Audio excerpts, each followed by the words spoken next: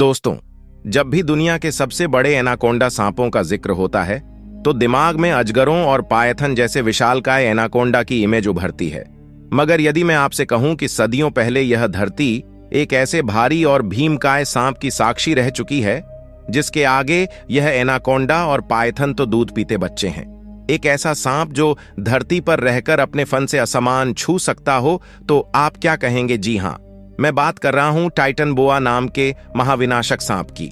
आज के इस वीडियो में इस सांप के अस्तित्व की पड़ताल करने वाले हैं, साथ ही इससे जुड़े कुछ बहुत ही रोमांचक फैक्ट्स पर भी रोशनी डालेंगे। अब बस वीडियो को छोड़कर कहीं जाइएगा नहीं, ये वीडियो आपके रोंगटे खड़े कर देने के लिए तैयार है। टाइटैनिक बॉस नेक आज से करीब 6 करोड़ 50 लाख साल पहले जब डायनासोर का खात्मा हुआ तो धरती पर एपेक्स प्रेडेटर की जगह खाली हो गई।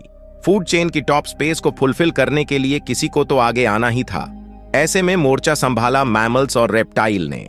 डायनासोर्स के विनाश के बाद जो जीव बच गए थे उनके पास बढ़िया मौका था फलने फूलने, फैलने और विकसित होने का। यही वह समय था जब दुनिया के सबसे खतरनाक रेप्टाइल टाइटैनिक बॉस ने अस्तित्व में आए टाइटैनिक बोआ 11 जुटान की हिस्टोरिक स्नेक था, जो सांपों की बुआ फैमिली से बिलोंग करता था। फैमिली में वो सांप आते हैं जो साइज में बहुत ज्यादा बड़े और बिना जहर वाले होते हैं। मैनली बोआ फैमिली के सांप अमेरिकन कॉन्टिनेंट में पाए जाते हैं, यानी सांप को आज के जमाने के बोआ कंस्ट्रक्टर और अनाकोंडा का पूर्वज माना जा सकता है। ये सांप अपने समय का बहुत ही खूंखार और जानलेवा शिकारी माना जाता था, जिसकी दहशत पूरी पर थी। Time period when you to live honours. जैसे कि हमने बात की, इन सांपों का उदय डायनासोर्स के बाद हुआ, यानी डायनासोर्स के साथ इनका कोई संबंध नहीं रहा। वैज्ञानिक मतों के मुताबिक ये सांप आज से करीब 6 करोड़ साल पहले हुए और करीब 50 लाख सालों तक इन्होंने धरती पर राज किया। इस टाइम पीरियड को पालियोसीन पीरियड कहा जाता है। Places where use love. हमने अभी अभी जाना है कि ये आज के समय के एनाकोंडा के पूर्वज रहे हैं, तो जाहिर सी बात है जहां आज एनाकोंडा पाए जाते हैं वहीं इन सांपों का भी बसेरा हुआ करता था। यानी अमेरिका धरती के सबसे पहले, सबसे विशाल, सबसे घने और सबसे ज्यादा विविधता भरे जंगल अमेजॉन को साउथ अमेरिका की शान माना जाता है। इसी जंगल में इन सांपों का बसेरा था और आतंक भी। बैंडेड स्नेक डिस्कवर विज्ञान तथ्यों और प्रमाण के आधार पर ही अपनी राय कायम करता है। ऐसे में जाहिर है टाइटन बाबा के अस्तित्व के प्रमाण भी कहीं न कहीं मिले ही होंगे। जी हां, जरूर मिले। साल 2009 में नॉर्थ ईस्ट कोलंबिया में मौजूद सर जॉन फॉर्मेशन की कोयले की खदानों ने धरती पर कभी रहे इन सांपों की मौजूदगी के प्रमाण दिए।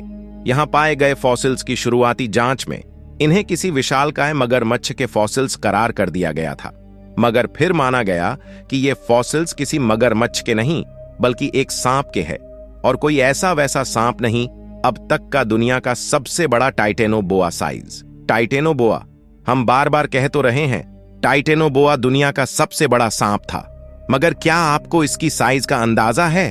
कोल माइन से मिले फॉसिल्स की स्टडी, ये टाइटेनोबोआ की साइज का अनुमान लगाया गया है। ये जानकर आपके होश उड़ जाएंगे कि ये सांप करीब करीब 13 मीटर यानी लगभग 43 फीट लंबे हुआ करते थे। बाप रे, आज के समय के अनाकोंडा की एवरेज साइज केवल 15 से 20 फीट होती है, यानी टाइटन बोआ एनाकोंडा से 2 गुने से भी ज्यादा लंबे हुआ करते थे। आज तक सबसे बड़ा एनाकोंडा भी 29 फीट का ही पाया गया।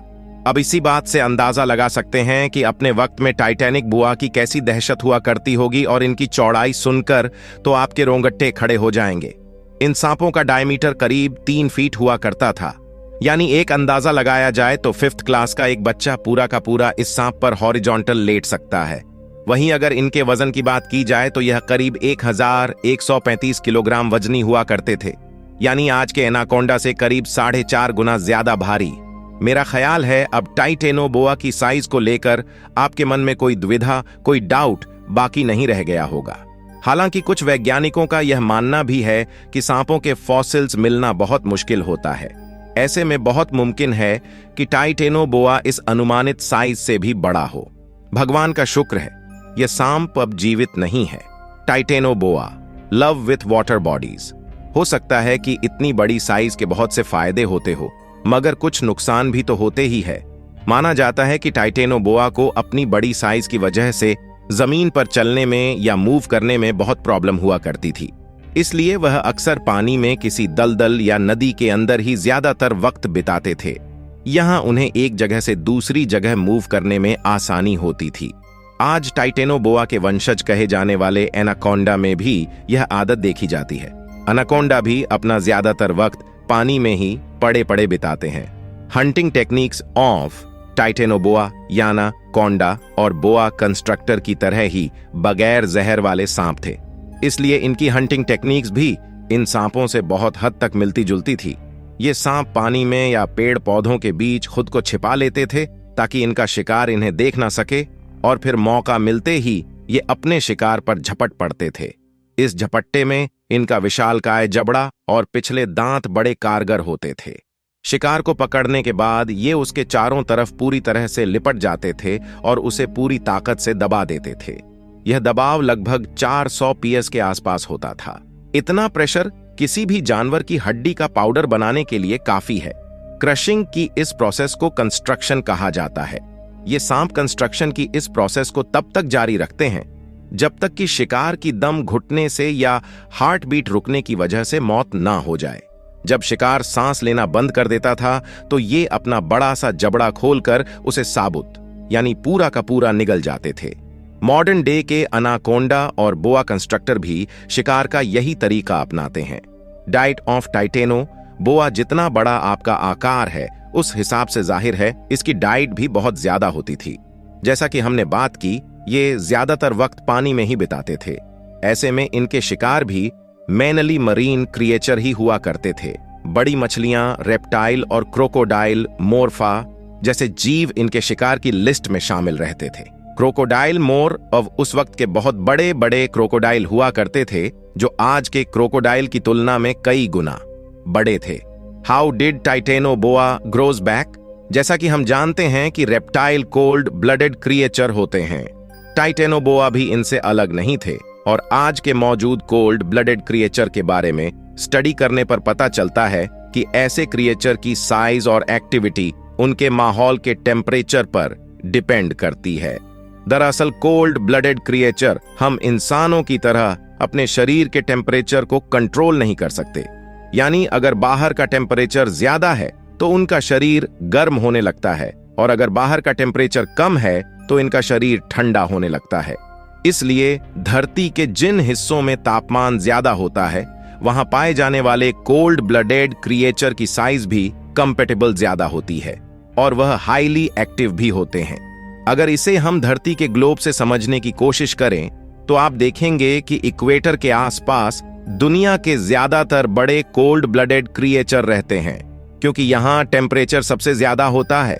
इक्वेटर से जैसे जैसे हम दूर पोल्स की तरफ जाते हैं तापमान गिरता जाता है और इसलिए कोल्ड ब्लडेड क्रिएचर की साइज छोटी होती जाती है। जब धरती से एस्ट्रॉयड टकराया था और डायनासोर सहित धरती के लगभग 75% प्रजातियां समाप्त हो गई थीं, उस समय धरती का तापमान आज के मुकाबले में 15 से 20 डिग्री सेल्सियस ज्यादा हुआ करता था। यह गर्म और ह्यूमन क्लाइमेट रेप्टाइल के लिए बड़ा अनुकूल था और इस दौरान वह तेजी से विकसित हुए।